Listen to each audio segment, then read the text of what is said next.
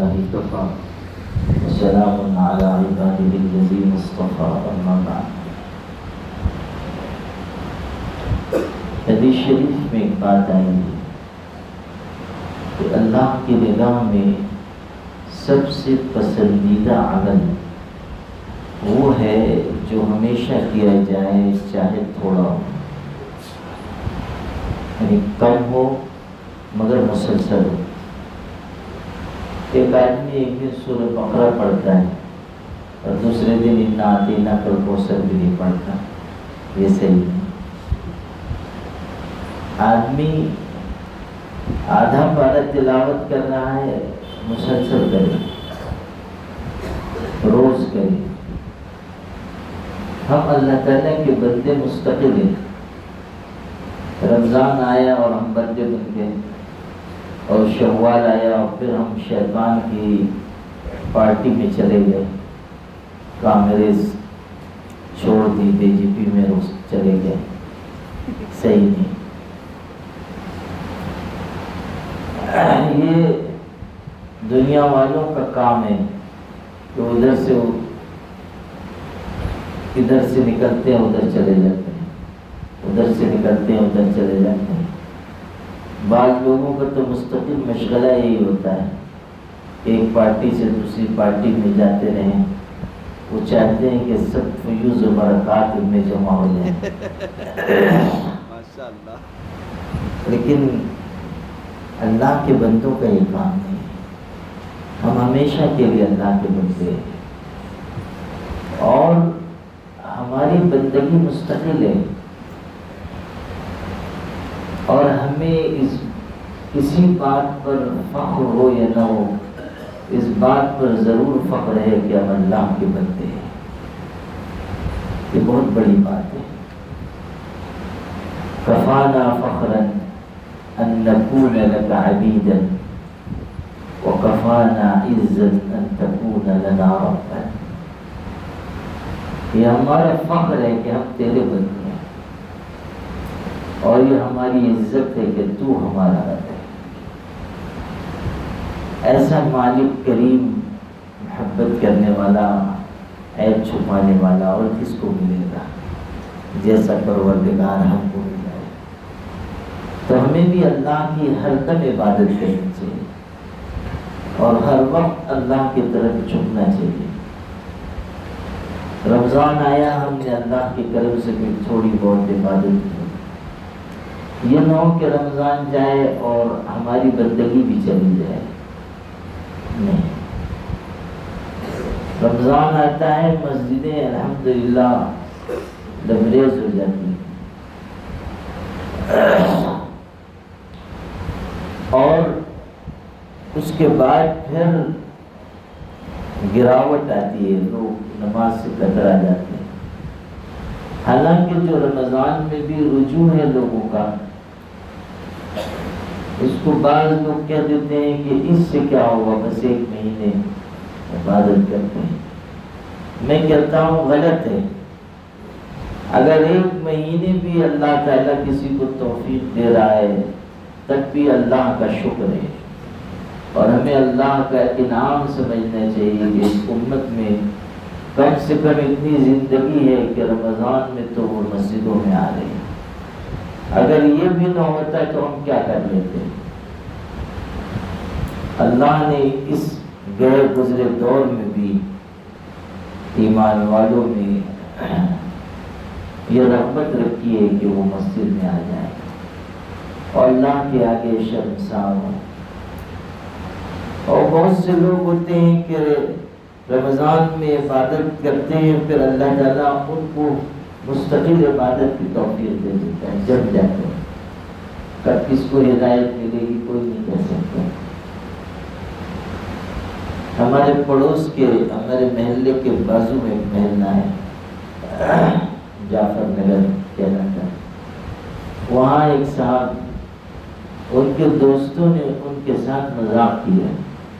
مذاق یہ کیا کہ ایک رمضان میں ان سے یہ کہا کہ چلو اپنے سب لوگ اعتکاف میں بیٹھ جائیں گے، مہینے بھر کا اعتکاف. اس وقت ان کی زندگی کوئی بہت دینداری کی نہیں تھی، لیکن دوستوں نے کہا چلو، اور دوست مذاق کر رہے تھے اور گئے مسجد میں، اور لوگوں نے نیت نہیں کی اعتکاف کی، ان کو نیت کرا دی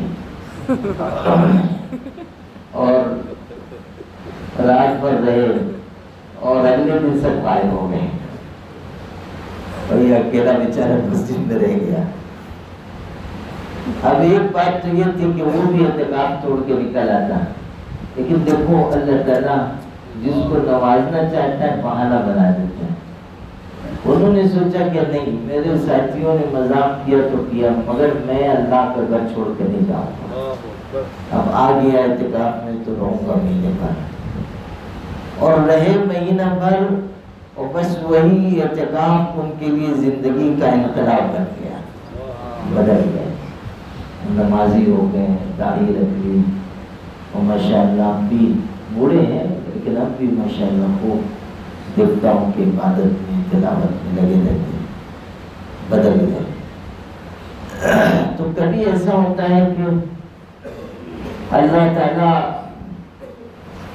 کسی ایک چیز کو تبدیلی کا ذریعہ بنا دیتا ہے۔ اللہ تو بہت قریب ہے، اور حدیث پاک میں اللہ تعالیٰ کی رحمت کی باد بہاری چلتی ہے، کسی وقت اللہ تعالیٰ کی رحمت کی باد بہاری چلتی ہے، اللہ اللہ اللہ اللہ، اور جب وہ چلتی ہے کون نوازا جائے گا کوئی نہیں کہہ سکتا۔ اسی لیے حدیث میں یہ بات ہے کہ رحمت کے ان جھونکوں کو تلاش کیا کرو۔ ہاں، حدیث کا اگلا ٹکڑا ہے کہ وہ جو رحمت کی ہوائیں چلتی ہیں اور رحمت کے ان جھونکوں کو تم تلاش کرو، یعنی اکثر وقت اللہ کے ذکر یاد میں رہو، کبھی وہ وقت آ جائے گا بس تمہارا بیڑا پار ہے، ایک جھٹکے میں پہنچ جاؤ۔ بادشاہ محل کے اوپر برج میں بیٹھا ہوا تھا، اور نیچے دیکھ رہا تھا سب آ رہے ہیں جا رہے ہیں۔ اس زمانے میں یہ ہوتا تھا کہ بڑا ٹوکرا ہوتا تھا، اس کو نیچے ڈال دیا جاتا تھا، کسی کو بادشاہ اپنے پاس بلانا چاہتا تھا تو وہ سپاہیوں کو کہتا تھا اس کو اوپر، یعنی اس زمانے کی لفٹ تھی وہ ٹوکرا، موٹے رسے لگے ہوتے تھے۔ ایک بزرگ جا رہے تھے راستے پر، بادشاہ نے اوپر سے دیکھا، پہچانتا تھا اللہ والے ہیں، تو سپاہیوں سے کہا کہ ذرا یہ بزرگ جا رہے ہیں، ذرا ان کو بلاؤ اوپر، کچھ بات کرنی ہے۔ تو سپاہیوں نے ٹوکرا نیچے ڈالا، نیچے سے سپاہیوں نے ان کو سوار کرایا، کھینچ لیا گیا۔ بادشاہ کے پاس پہنچے تو کہنے لگا آپ سے ایک ضروری سوال کرنا تھا، اس لیے زحمت دی۔ وہ سوال یہ ہے کہ انسان اللہ تعالیٰ تک کیسے پہنچ سکتا ہے، کیسے پہنچ سکتا ہے، اللہ تعالیٰ تک انسان کیسے پہنچتا ہے، بتا دیجیے۔ بزرگ نے کہا ایسے ہی پہنچتا ہے جیسے میں آپ تک پہنچ گیا، یعنی جب آپ نے چاہا اشارہ کیا اور میں آ گیا، تو ایسے ہی جب اللہ اپنے کسی بندے کو چاہتا ہے اپنا بنانا، بس بنا لیتا ہے۔ وہی رحمت کے جھونکے آتے ہیں، کون نوازا جائے گا کوئی نہیں کہہ سکتا۔ ایک بہت بڑے بزرگ تھے، سفر کر رہے تھے، ان کی عادت تھی نماز با جماعت کی، جماعتی سے نماز پڑھتے تھے، اور سفر میں بھی خیال کرتے تھے کہ جماعت نہ چھوٹنے پائے۔ اب اس دن جو سفر میں تھے، اور اس پر اس زمانے میں بہلی ہوتی تھی، اس پر سفر ہو رہا تھا، ایک آدمی غیر مسلم ہندو وہ لے کے جا رہا تھا، اور اکیلے یہ اور وہ ہندو بس، اور کوئی نہیں۔ جہاں پہنچنا تھا انہوں نے اندازہ لگایا تھا کہ وہاں پہنچ کے میں جماعت سے نماز پڑھوں گا، لیکن دیر ہو گئی راستے میں اور نماز کے وقت تک ہونے لگا۔ اب ان کو فکر ہوئی کہ میری جماعت چلی جائے گی، نماز تو میں پڑھ سکتا ہوں لیکن جماعت نہیں ہوگی، اس لیے کہ کوئی اور آدمی نہیں۔ پریشان تھے، اللہ کی طرف متوجہ ہیں کہ اللہ تعالیٰ جماعت میں چھوٹ جائے، اور اچانک بس وہی رحمت کا جھونکا آیا۔ اس غیر مسلم نے جو ان کو لے کر چل رہا تھا، جس کی بہلی میں وہ سوار تھے، وہ رک گیا اور اچانک اس نے اپنا زنار توڑ دیا، وہ جو ہندو غیر مسلم مانتے ہیں وہ توڑ دیا اور کہا کہ لو جی میں ہی مسلمان ہوتا ہوں، میرے ساتھ نماز پڑھ لو۔ اور انہوں نے اس کو کہا کہ رسول کر دو اور آ جاؤ۔ وہ ایمان قبول کیا، اس کے ساتھ جماعت سے نماز پڑھی۔ اللہ اکبر۔ یہ چیز ہے کہ جب رحمت کا جھونکا آئے گا کیا سے کیا ہو جائے گا۔ تو رمضان میں بھی جو عبادت لوگ کر لے رہے ہیں یہ بھی بہت غنیمت ہے، اس کی ناقدری نہیں کرنی چاہیے۔ لیکن یہ بھی ہے کہ صرف رمضان میں اللہ کا بندہ بننا اور غیر رمضان میں پھر سرکشی کرنا غلط ہے۔ رمضان میں ہم نے جو سیکھا اس کو ہمیں 11 مہینے استعمال کرنا ہے۔ حضرت مجدد الفسانی فرماتے تھے جس کا رمضان جیسا گزرے گا 11 مہینے ویسے گزرے گا۔ رمضان اگر اچھا گزرا آئندہ آنے والے دن بھی اچھے گزریں گے۔ ہمارے بزرگ فرماتے تھے جس کی رات اچھی اس کا دن اچھا، جس کا رمضان اچھا اس کا سال اچھا۔ جس کی رات اچھی یعنی تہجد پڑھتا ہوں، دعا مانگتا ہوں، ذکر کرتا ہوں، جس کی رات اچھی اس کا دن اچھا۔ ایک محدث حدیث پڑھا رہے تھے، ایک بزرگ ملنے کے لیے آئے، وہ بہت نیک خصلت تھے اور رات کو بہت عبادت کرتے تھے۔ وہ درس دے رہے تھے، اتنے میں وہ آئے اور ان کا منور چہرہ دیکھ کر ان عالم نے جو درس دے رہے تھے فرمایا کہ سجدہ رات کو ہوتا ہے، اجالا دن میں چہرے پہ چمکتا ہے۔ یعنی اللہ تعالیٰ کی عبادت رات کو کی جا رہی ہے، کوئی دیکھنے والا نہیں ہے، لیکن چہرے پر روشنی دل میں آ رہی ہے، نور آ رہا ہے۔ جو راتوں کو اٹھ کر عبادت کرتا ہے، اللہ سے مانگتا ہے، اللہ تعالیٰ اس کو نور عطا کرتا ہے، اس کے دل میں نور آتا ہے، زبان پہ حکمت آتی ہے، اللہ تعالیٰ اس کو اپنے کرم سے نوازتا ہے۔ آپ نے یہاں تہجد پڑھی، اب آپ کوشش کیجئے کہ آنے والے دن میں بھی آپ تہجد پڑھیں۔ یہ نہیں کہ یہاں سے گئے تو تہجد پہ غائب۔ بعض تو ایسے بھی ہوتے ہیں کہ چاند راتی کو اور لپیٹ کے سو گئے کہ چھٹی، حالانکہ جو رات آتی ہے رمضان گزر کے وہ غیر معمولی رات ہے۔ اللہ اکبر، کیا کیا انوار برکات نازل ہوتے ہیں چاند رات کو، جن کو آنکھ کو وہ دیکھ لیں، ایسی زبردست رحمتیں برکتیں۔ معلوم ہوتا ہے کہ رمضان کی راتوں کی برکتیں سمیٹ کر جمع کر دی گئی، ایسی زبردست رات ہوتی ہے۔ لیلۃ الجائزہ تو خود اس کو کہا گیا کہ انعام کی رات ہے۔ انعام کا مطلب یہ تھوڑی ہے کہ کسی کو دامن بھر کے پیسہ دے دیا جا رہا ہے۔ انعام کا مطلب یہی ہے کہ جب رمضان تم نے اچھا گزارا تو آؤ اس رات میں ہم تم کو اجر بھی دیں گے، ثواب بھی دیں گے، کیفیت سے نوازیں گے، دل تمہارا خوش کر دیں گے۔ لیلۃ الجائزہ میں چاند رات میں جو عبادت کرتا ہے اس کے دل کی کیفیت بہت بلند ہو جاتی ہے۔ اور ضائع مت کرو، رات ضائع نہ ہونے دو، رات بہت قیمتی ہے۔ پھر یہ بھی نہیں کہ اعتکاف میں رہیں گے تو اب تھک گئے ہیں تو عید کے دن بھی سو جاؤ، پھر دوسرے دن بھی سو جاؤ، پھر تیسرے دن بھی سو جاؤ اور صرف سونے کا کام کرو۔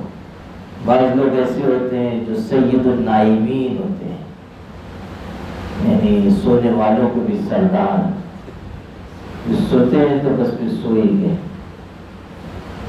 مولانا محمود حسن گوگوئی مفتی محمود صاحب بہت بڑے شخص تھے، مفتی اعظم تھے۔ ان کے ملفوظات میں نے پڑھا، ایک نواب صاحب تھے، ایسی گہری نیند تھی کہ جب سوتے تھے تو ان کو جگانے کے لیے توپ کا گولا ڈالنا پڑتا تھا، اس کے بغیر نہیں جاگتے تھے۔ دنیا ادھر کی ادھر ہو جائے، نیند نہیں کھلے گی، تو ان کو بولا ڈالا جاتا تھا، تب حضرت ماں بدولت بیدار ہوتے تھے۔ آپ سوچیں ہم لوگوں کے ہاتھ سے جو حکومت اس ملک میں گئی ہے، یوں ہی نہیں گئی ہے، ہماری حرکتیں بہت عجیب و غریب رہی ہے۔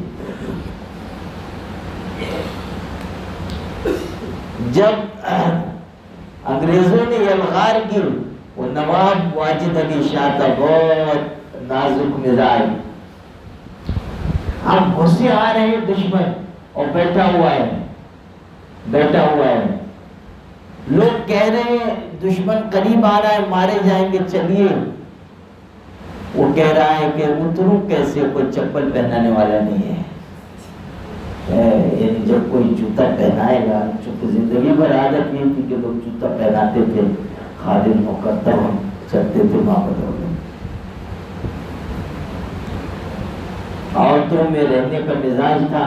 ایک دفعہ زنان خانے میں سانپ نکل آیا، تو سانپ نکلا تو ظاہر ہے عورتیں تو ڈرپوک ہوتی ہیں، وہ سب چلانے لگی سانپ سانپ سانپ سانپ، کوئی مرد ہے کوئی مرد ہے، سانپ سانپ، یہ بھی حضرت چلتا ہے سانپ سانپ، کوئی مرد ہے کوئی مرد ہے۔ لوگوں نے یاد دلایا آپ بھی مرد ہی ہیں، یعنی اس نے اتفاق سے آپ بھی آدمی ہی ہیں۔ لا الہ الا اللہ۔ آپ غور کیجئے، نظام تھے حیدرآباد کے، کئی نظام ہوئے، ایک صاحب جو نظام ہوئے تو وہ حیدرآباد کے مخصوص تالاب کا پانی بس استعمال کرتے تھے، اس کے علاوہ نہیں۔ جب ہندوستان میں کہیں سفر ہوتا تھا ان کا، تو وہاں سے خصوصی ٹرین چلتی تھی حیدرآباد سے، اور اس تالاب کا پانی پہنچایا جاتا تھا تاکہ ان کے معمول میں ناغہ نہ ہو، پانی وہی پیے تھے۔ ہاں سوچیے کہ ہم لوگوں نے کیسے ناز نخرے کی ہیں۔ اللہ نے موقع دیا، لیکن جب ہم لوگوں کی حالت بد سے بدتر ہو گئی تو پھر اللہ نے اقتدار ہم سے چھین لیا۔ اب بھی جبکہ اقتدار پاس میں نہیں ہے، ہماری حالت ٹھیک نہیں ہے، جیسے ہمیں جینا چاہیے نہیں جی رہے، اور اسی لیے اور حالات ابتر ہو رہے ہیں۔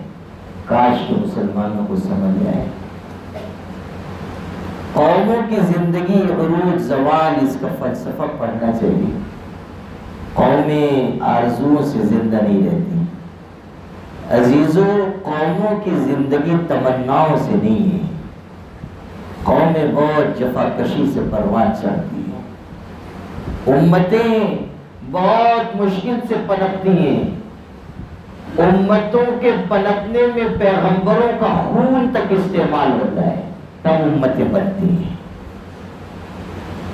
آپ غور کیجئے کہ امتوں کے پنپنے پروان چڑھنے میں پیغمبر کا خون بہا ہے، اور ایک پیغمبر نے دسیوں پیغمبروں کا خون بہا ہے، تب امت کا شجر تناور ہوا، سایہ دار ہوا، لہلایا۔ ہاں تو میں یہ عرض کر رہا تھا کہ یہ نہ ہو کہ یہاں سے گئے اب سو رہے ہیں، رمضان گزر گیا بہت تھک گئے آرام کرو، نہیں، ایک نماز سے بھی غفلت نہ برتو۔ ایک نماز بھی آدمی نے چھوڑ دی تو سمجھو کہ اس کے اہل و عیال، مال و اولاد سب ضائع ہو گئے۔ ایک نماز بھی اگر ضائع ہوئی،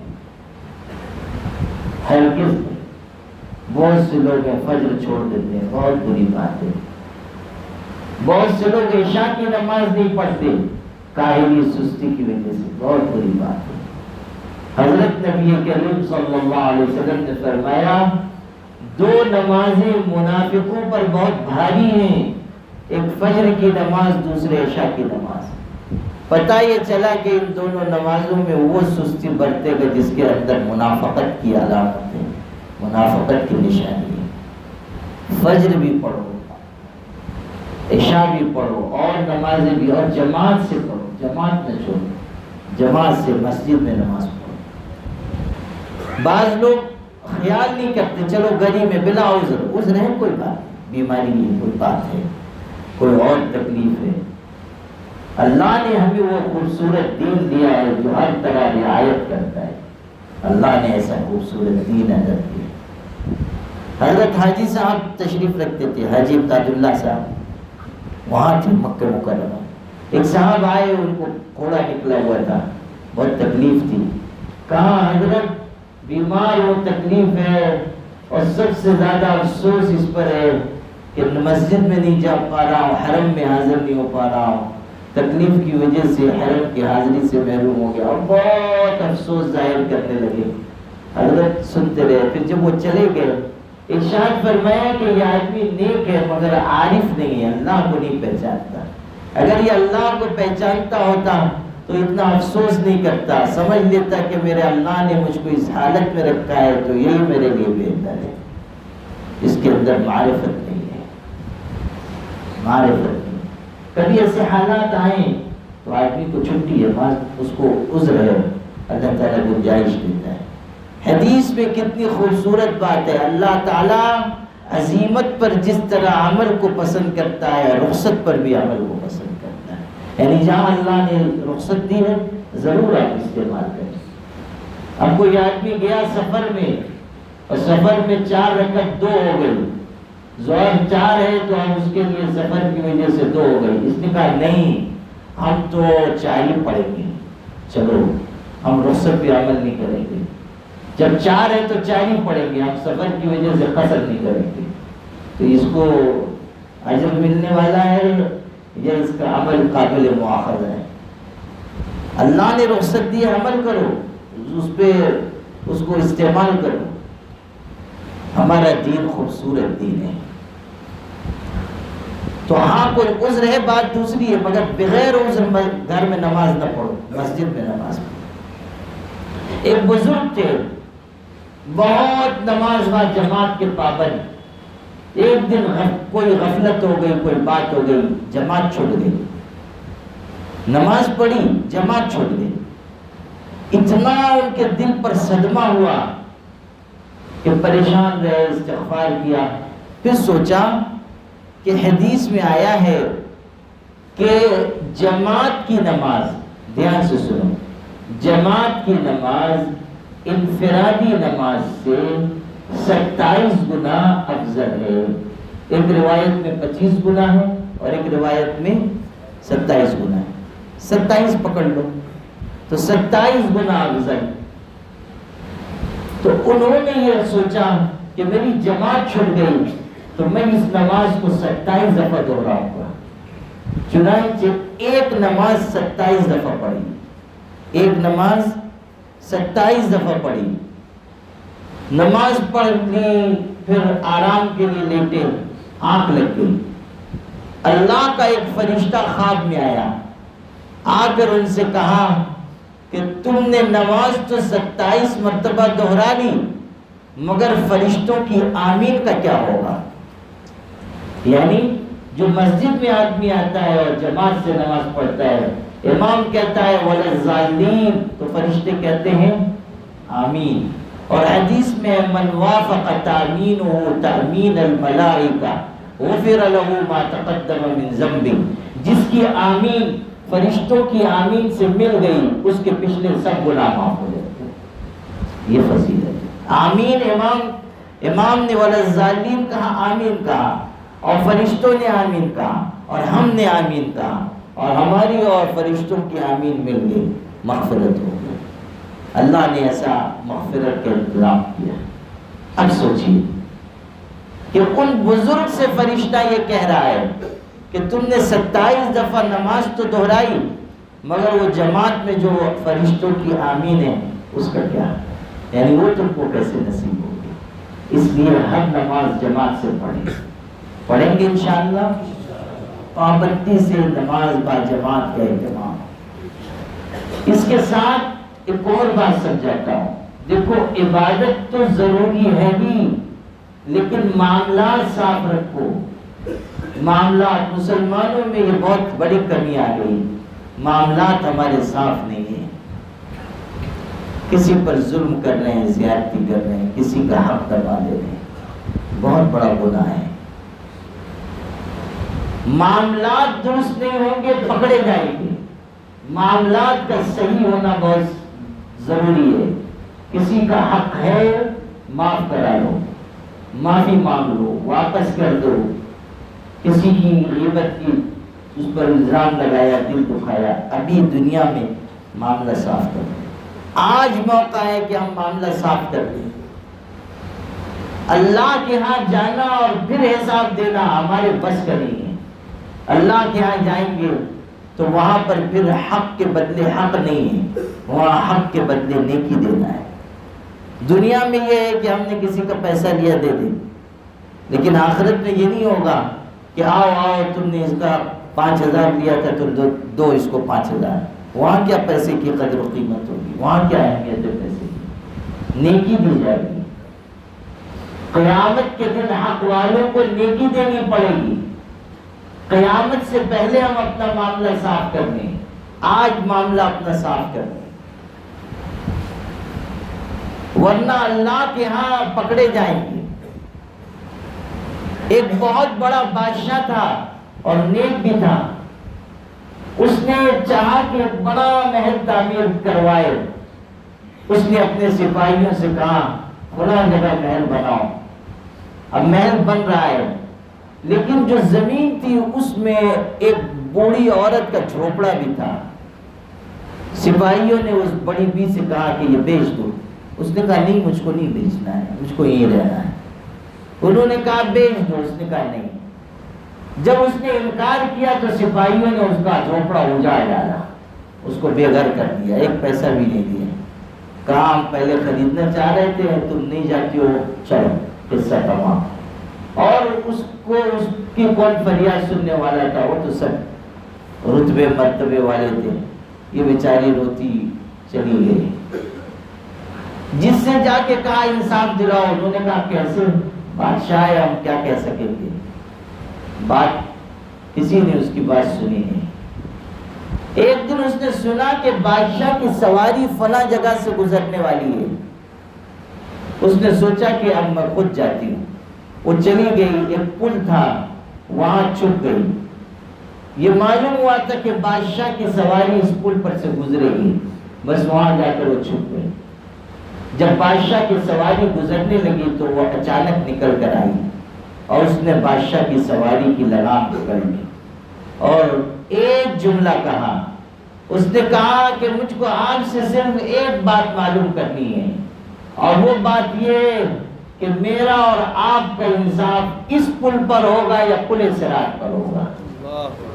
ہمارا تمہارا معاملہ یہاں ہوگا یا پل صراط پر ہوگا. وہ بادشاہ دیندار تھا، نیک تھا. وہ رونے لگا اور سواری سے اتر گیا اور کہا کہ میں نے تم پر کیا ظلم کیا جو تم ایسی بات کہتی ہو. اس نے کہا تیرے سپاہیوں نے میرا گھر اجاڑ دیا اور میرا جھوپڑا برباد کیا اور ناانصافی کی. بادشاہ سپاہیوں پہ بہت برہم ہوا اور کہا کہ محل کے لیے جو جگہ خاص کی گئی ہے بڑی بی کو دے دی جائے. میں اللہ کے ہاں قیامت کے دن حساب نہیں دے سکوں گا. اس معاملہ صاف کر دو، اس کا گھر بھی بنا دو اور ساری زمین اس کو دے دو. لا الہ الا اللہ. یہ چیز ہے کہ آج ہم دنیا میں معاملات صاف کر لیں. اخلاق کی اگر خرابی ہے دور کر لیں. ماں باپ اگر ہم سے کسی وجہ سے ناراض ہیں ان کو راضی کر لیں. اگر ہم نے ان کا دل دکھایا ہے معافی مانگیں اور کہہ دیں کہ آئندہ آپ کا دل نہیں دکھاؤں گا، آئندہ آپ کے ساتھ کوئی برا سلوک نہیں کروں گا. میرے بھائیوں اس حقیقت کو سمجھ لو کہ دنیا میں چھوٹا بن جانا آسان ہے. آخرت میں اللہ اس چھوٹے بن جانے کی وجہ سے آپ کو بڑا بنا دے گا، آپ کو عزت عطا کرے گا.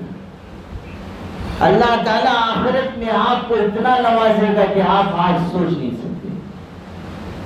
اگر آج ہم کسی کے پاس جا کر کہیں کہ مجھ کو معاف کر دو، ہو سکتا ہے ہمارے دل میں آئے کہ یہ تو بہت ذلت کی بات ہے. ٹھیک ہے، تھوڑی دیر کے لیے چھوٹا بن جانے میں کوئی حرج نہیں. حدیث میں من تواضع للہ رفعہ اللہ، جو اللہ کے لیے جھکتا ہے اللہ اس کو عزت عطا کرتا ہے، اللہ اس کو اور بلندی عطا کرتا ہے، اللہ تعالیٰ اس کو اونچا بنا دے گا۔ میرے بھائیوں، یہی چیز ہمارے سیکھنے کی ہے۔ تو عبادت میں بھی ہم استقامت اختیار کریں، جم جائیں، اور معاملات بھی صاف کریں، معاشرت اچھی رکھیں، لوگوں کے ساتھ ہمارا سلوک اچھا ہو، بیوی بچوں کے ساتھ رویہ ہمارا اچھا ہو۔ مومن کے لیے اللہ کی پسند یہ ہے کہ وہ ایسی زندگی گزارے کہ اس کا خالق بھی اس سے راضی رہے اور مخلوق خدا بھی راضی رہے۔ حضرت مولانا احمد علی لاہوری رحمۃ اللہ علیہ بہت بڑے مفسر، عالم اور بزرگ گزرے ہیں، آپ لوگ اعتکاف سے جانے والے ہیں، ان کا ایک ارشاد سنا دیتا ہوں، بہت ہی قیمتی، اس کو امانت اور دولت سمجھ کر لے جائیے، بہت بڑی بات ہے۔ زندگی بھر انہوں نے اللہ کا قرآن سکھایا، لوگوں کو تفسیر بیان کی، لا الہ الا اللہ، بہت بڑا کام کیا۔ ایک دفعہ ارشاد فرمایا کہ اگر میں سفر کر رہا ہوں اور ریلوے اسٹیشن پر ہوں، پلیٹ فارم پر ہوں، اور ٹرین پر ایک پیر میں رکھ چکا ہوں، ایک پیر میرا پائیدان پر ہے، ٹرین پر ہے، اور ایک پلیٹ فارم پر ہے، اور اس وقت کوئی مجھ سے پوچھے کہ احمد علی پورے قرآن کا خلاصہ بتا دو، پورے قرآن کا خلاصہ بتا دو، سنا آپ نے؟ پورے قرآن کا خلاصہ بتا دو، یعنی 30 پاروں، 114 سورتوں، 6666 آیتوں، 540 رکوعات کا خلاصہ بتا دو، اتنے بڑے اللہ کے قرآن کا خلاصہ بتاؤ۔ تو فرمایا قسم بخدا میں ٹرین میں سوار ہونے سے پہلے پورے قرآن کا خلاصہ بتا دوں گا، پھر سوار ہوگا۔ لوگوں نے کہا کیسے آپ خلاصہ بتائیں گے اتنے کم وقت میں؟ کہا لو سن لو، پورے قرآن کا خلاصہ اور نچوڑ یہ ہے، پھر سنو، پورے قرآن کا خلاصہ اور نچوڑ یہ ہے کہ اللہ کو اطاعت سے، اللہ کو عبادت سے، پیغمبر کو اطاعت سے، اور خلق خدا کو خدمت سے خوش رکھو، یہ پورے قرآن کا نچوڑ ہے، پورے قرآن کا نچوڑ ہے۔ لا الہ الا اللہ، کیسی زبردست بات ارشاد فرمائی۔ اللہ کو عبادت سے، پیغمبر کو اطاعت سے، اور اللہ کی مخلوق کو خدمت سے خوش رکھو، یہ پورے قرآن کا نچوڑ ہے۔ سبحان اللہ، کتنی بہترین بات ارشاد فرمائی۔ اگر آدمی اس ایک بات کو سمجھ لے، زندگی گزارنے کے لیے کافی ہے۔ اللہ کی عبادت ہو، پیغمبر کی اطاعت ہو۔ کائنات میں صرف ایک ہستی ایسی ہے کہ ان کی ہر بات مانی جائے گی، اور وہ ہمارے آقا حضرت محمد صلی اللہ علیہ وسلم، حضرت کے علاوہ کوئی نہیں ہے۔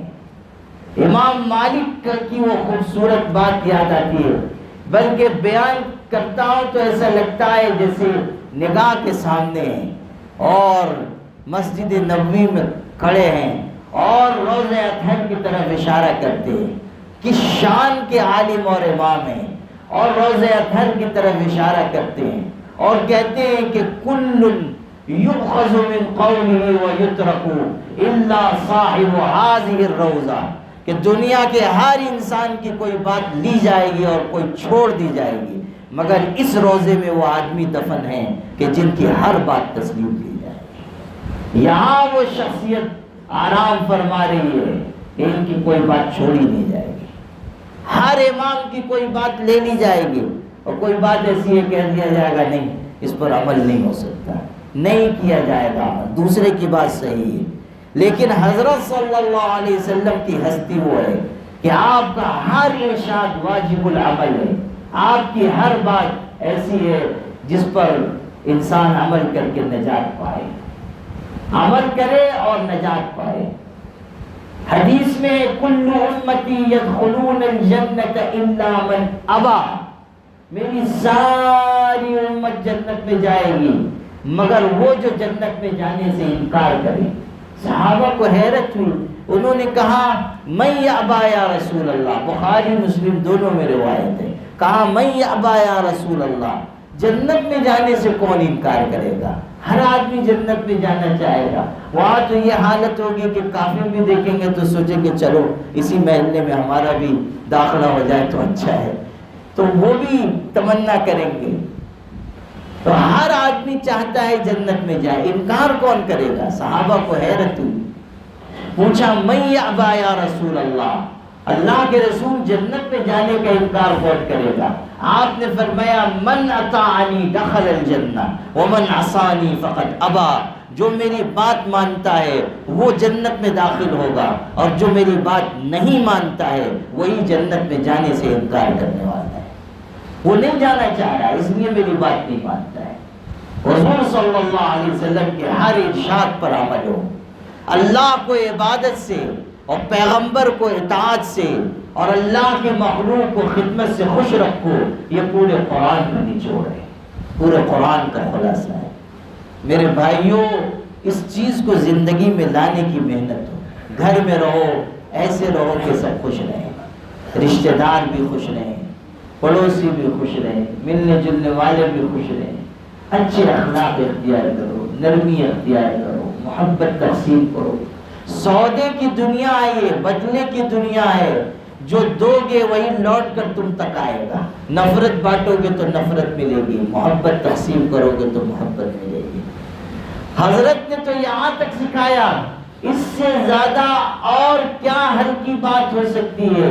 یعنی بالکل نیچے تک آپ نے نیکی اور بھلائی کو پہنچا دیا، یعنی بالکل نچلے درجے تک۔ اس سے زیادہ ہلکی اور نیکی اور کیا ہو سکتی تھی؟ آپ نے فرمایا جو آدمی اپنے بھائی سے مسکرا کر ملتا ہے اللہ اس پر بھی اس کو صدقے کا ثواب ہوتا ہے۔ مسکرا کر ملنا، کچھ اس کو دے نہیں رہا ہے، کوئی اس کو تحفہ نہیں دے رہا ہے، پیسہ نہیں خرچ کر رہا ہے، صرف چہرے کی مسکراہٹ، اس پر بھی صدقے کا ثواب ہے۔ میرے حضرت رحمت اللہ علیہ فرماتے تھے، اس حدیث کا ترجمہ کرتے تھے اور کتنا خوبصورت فرماتے تھے، اگر تم کسی کو خوش نہ دے سکو تو کم سے کم چہرے کی مسکراہٹ تو دیا کرو۔ یہ میرے حضرت کہتے تھے، اگر تم کسی کو خوش نہ دے سکو تو کم از کم اپنے چہرے کی مسکراہٹ تو دو۔ کتنی خوبصورت ترجمانی فرماتے تھے۔ اللہ اللہ اللہ اللہ، کسی کو خوش نہ دے سکو کم از کم چہرے کی مسکراہٹ تو دو۔ آدمی خوش اخلاقی سے ملے، اچھی سے بات کرے، یہ بھی بہت بڑی نیکی ہے۔ قولوا للناس حسنا، اچھا برتاؤ کرو، بھلی بات کرو۔ قل خیرا او لیصمت، بھلائی کی بات کہو یا چپ ہو جاؤ۔ اگر بھلائی کی بات نہیں کہہ سکتے ہو چپ ہی رہو، چپ رہنا بھی تم کم سے کم تم کو محفوظ رکھے گا، اور تم محفوظ رہو یا نہ رہو تمہاری زبان سے دوسرے تو ضرور محفوظ رہیں گے۔ جب چپ رہو گے تو دوسرے تمہاری زبان سے محفوظ رہیں گے۔ چپ رہو، چپ رہنا بھی بہت بڑی چیز ہے، لیکن اللہ بھلا کرے اس قوم کا، اور تم کا ایسا سایہ پڑا ہے کہ بات کرنے میں ہم ان سے بھی آگے نکل گئے۔ عورتوں کی بکواس کرنے کی عادت آ گئی۔ والد صاحب میرے کہتے تھے، گھر میں عورتیں آتی ہیں ملنے کے لیے، بیٹھ کے بات کریں گے آدھا گھنٹہ، جانے لگیں گے تو دروازے پہ کھڑے ہو کے بات کریں گے پون گھنٹہ، اور پھر رخصت ہونے لگیں گے تب بھی کہیں گے کہ بہن دل نہیں بھرا پھر آتی ہے۔ یعنی اتنی لمبی گفتگو کے بعد بھی یہ کہ دل نہیں بھرا۔ اللہ، اتنی لمبی چوڑی دنیا جہان کی بات، چین ترکستان زمین آسمان سب ایک کر دیتی ہے۔ ہاں، ہم لوگوں میں بھی یہ خصلت گھس گئی بکواس کرنے کی۔ آدمی چاہے چپ رہے یا خیر کی بات کہے، بس تیسرا کوئی آپشن نہیں ہے، چپ رہے یا خیر کی بات ہے۔ تو میرے بھائیوں، اعتکاف سے یہ سب سبق لے کر آپ جائیں، یہاں جو آپ نے سیکھا ہے اس کو زندگی میں لائیں.